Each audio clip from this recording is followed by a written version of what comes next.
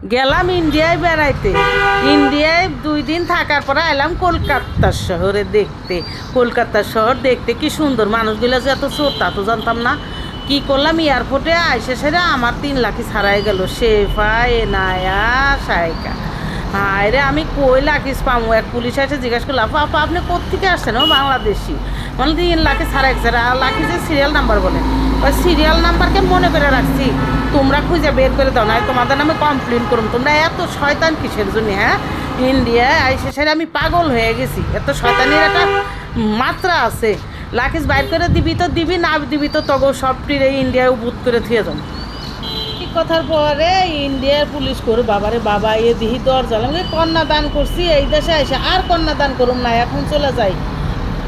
এই বলে ইন্ডিয়া থেকে বিদায় নিলাম, বাংলাদেশে এসে ল্যান্ড করলাম। আইসা আমি সমস্ত লাঠিস পাওয়ার পরে শান্তি পাইলাম। এবার এইভাবে আর ভুল করেন না, কন্যা দান করবেন তো করবেন, লাঠিস দিয়ে আসেন না ইন্ডিয়ান আলাদের কাছে। ইন্ডিয়ান আলারা জবর খারাপ।